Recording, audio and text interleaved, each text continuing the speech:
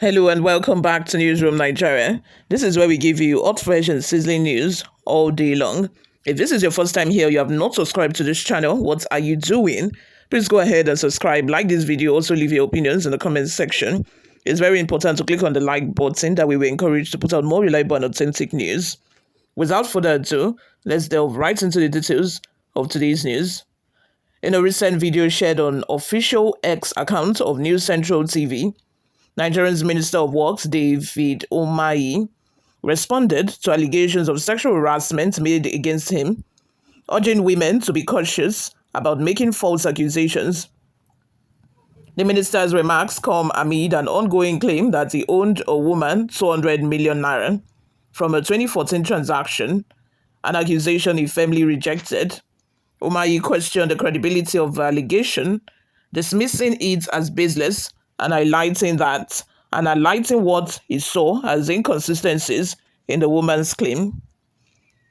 Umahi refuted the claim that he owed the woman 200 million naira, pointing out that his entire gubernatorial campaign in 2014 had cost him less than 100 million naira, making the accusation seem illogical. He further demanded evidence of the transaction, seeking for a contract paper or an account statement to verify the financial claims.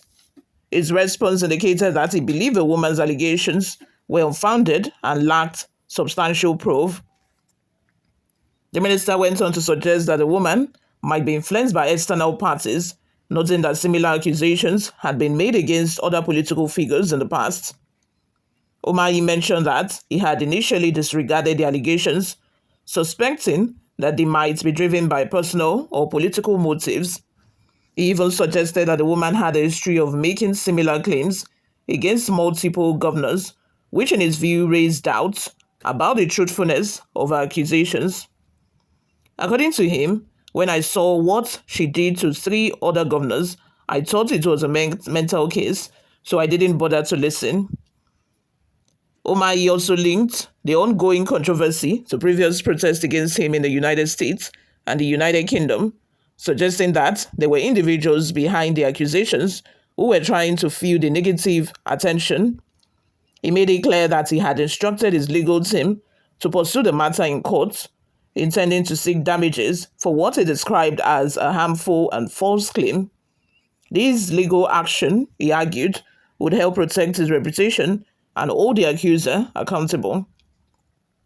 In a highly controversial remark, David Umahi further criticized the woman by challenging her to publish her picture, questioning whether she was attractive enough to be the subject of such allegations.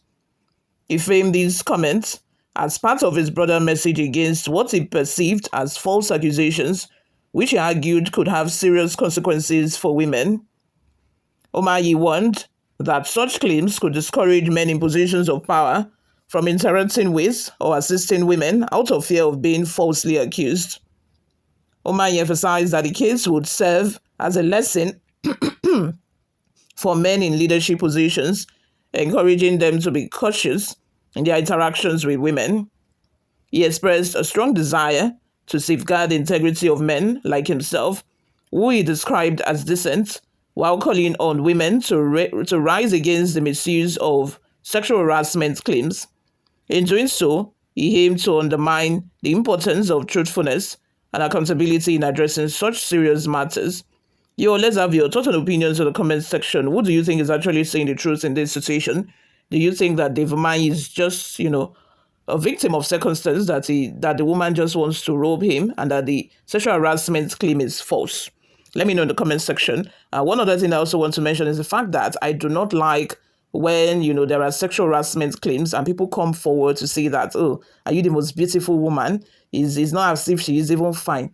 Like, beauty is in the eyes of a beholder. We all know that. And I am very sure that, Nigerians should be educated on the fact that, these predators, these sex predators, these pedophile individuals, or people who just have, one fetish or the other when it comes to the way they love, their sex, or the way, they go after what they prefer when it comes to, sex. It's not about whether you fine or be fine. It's just about satisfying that urge. That is what they are after.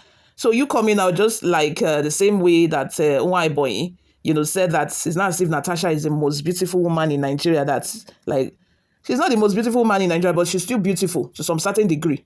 Not even to some certain degree. She's beautiful, like she's standard. She's beautiful, yellow purple, and very flashy. No man will see her and not say that, look at that beautiful woman. But that is not even the issue. Even what people say, then they rape them. So it's not about being fine or not being fine. Like, what person, even Chris person self waiting for rude, then they rape her. So it's not about being fine or she's not that fine to make such allegation. It doesn't matter. Please. Before we go, guys, let's take a look at some of the reactions we got online.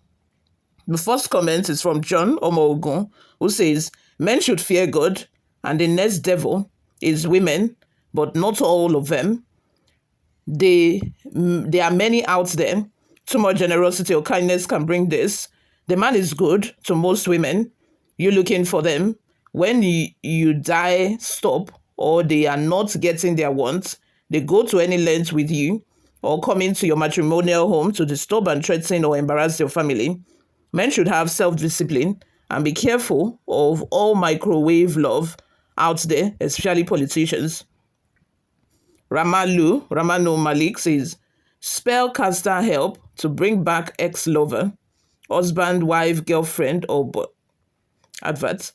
Eno Emmanuel says, the woman already blackmailed 3 governors. Protests held against you in USA and UK might have given rise to the woman's claims of death and sexual harassment. You are going to forthwith protect men in power from the claims of sexual harassment from women. Your legal team will pursue the case for compensation. Other women should be careful because men's help will not be coming to them if you allow women such as these to be complaining of sexual harassment. Again. Fidel says, Etang, don't make noise because Apabio issue and the way it's treated, coupled with a woman that slapped him, differ. It's 2 different situations, 2 different scenarios entirely. Apabio on one hand is a known humanizer. Like, I have read different comments. I've seen different comments from people who have worked with him in the past, even during his time as governor of Akwa Ibom State. So he's a chronic humanizer. A lot of people know him as that. Unlike David Umahi, who on the other hand has not, had any of such cases before.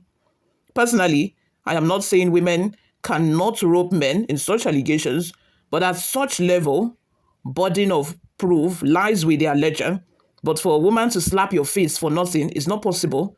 That's why it's difficult to vouch for the Senate president, and the way he's going about it casts more suspicion. Like the way he's going about it, the way they even treated a refusal, to take the new seat that was allocated to her is like the issue is even the way they treated it as if the issue is greater than seat allocation problem, because you in the first place, when Bukola Saraki was the Senate president, you refused to take the new seat allocation.